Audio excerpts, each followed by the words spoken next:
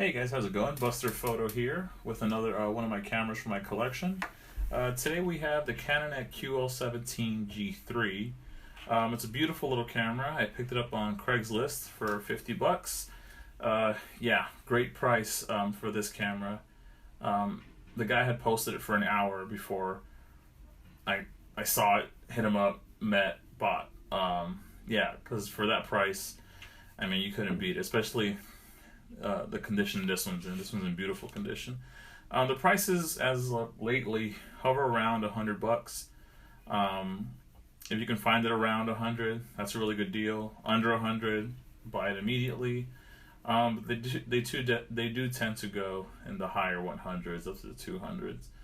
But that's depending if you want to pay that price to get it right away. But I waited and thankfully found a great price. So let's go over it. So the QL stands for quick load, which is a feature for quick loading film inside behind the film door. I'll show you that in a second.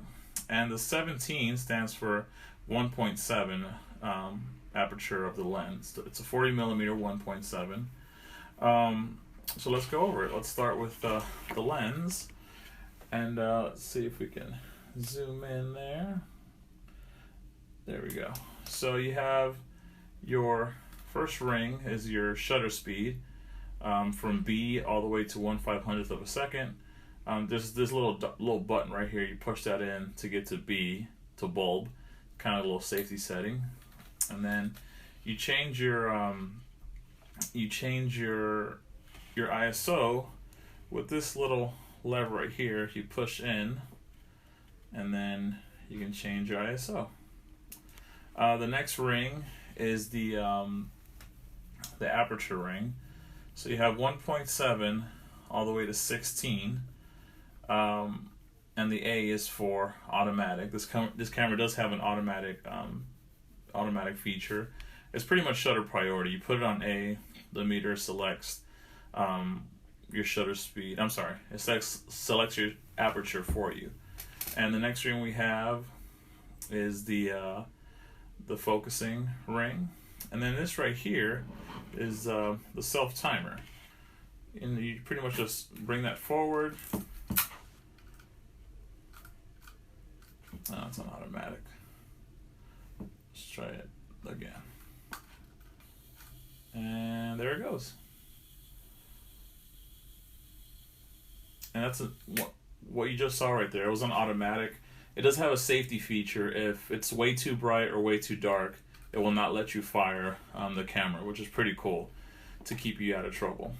Moving to the top of the camera, pretty simple.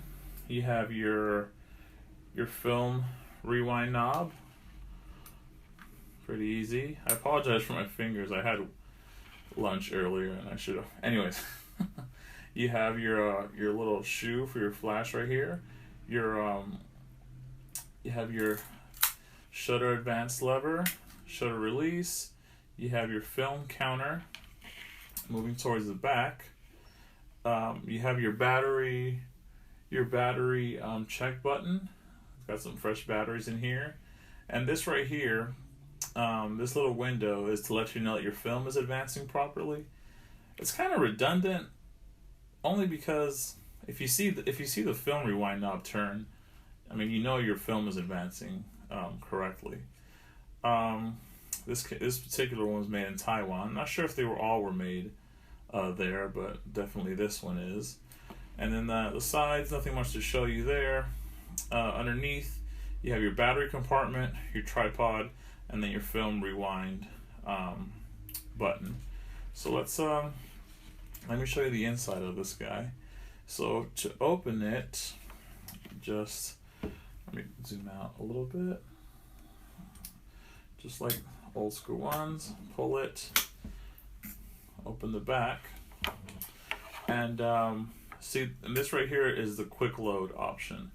It's supposed to make loading film super easy in this camera, and it even gives you a little explanation right here, and then you have your little tension plate. This camera did need light seals, and I replaced them.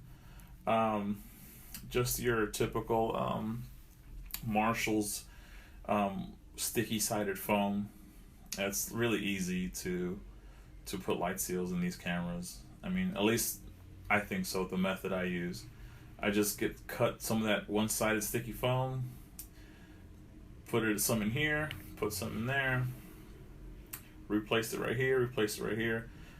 Just removing the old foam is pretty much what takes the longest, but it's a really easy process if you want to do it yourself. And it's super easy. It works like a charm, super cheap. You get like a sheet of the foam for like less than $1, so highly recommend it.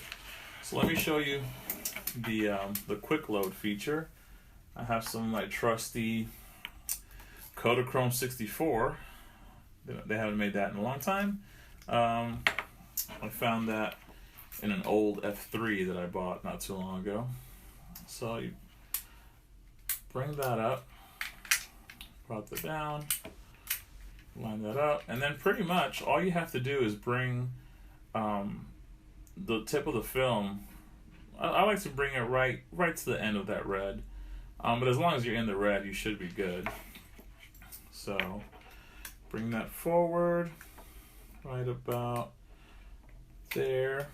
That looks good to me. And then this thing comes out, holds that in place for you. You close that. There's not much of a click because this has new foam, new light seals, so it's a pretty snug fit. So, but it's securely closed. And then what I like to always do is tighten up the film inside. That sounds pretty good. And then I like to get the most frames I can out of my film. So I usually like to load my film in a dark room or even a film bag, you know, just so I can get the most shots out of my roll of 36. And then if you look right here, you'll see that start dancing, and that's what I meant. And that's letting you know that your film is advancing properly. So then I advanced a couple times, and then we're at 0, and now we're at 1, and now we're ready to shoot. You know, but I like to shoot right when I load the film in.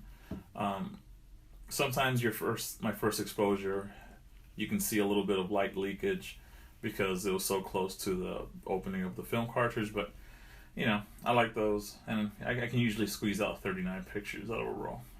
But yeah, that's pretty much it. It's a beautiful little camera. I highly suggest anyone to pick one up. I mean, they're beautiful, beautiful cameras. But yeah, thanks for watching my little short review and how-to of the Canon Canonet GIII. And please comment if I got anything wrong, or if you just like to talk cameras. I'll check my comments and reply definitely. And please like, subscribe. I got a lot more videos coming out, lots of cameras in my collection. So yeah, thank you very much, guys, and have a nice day.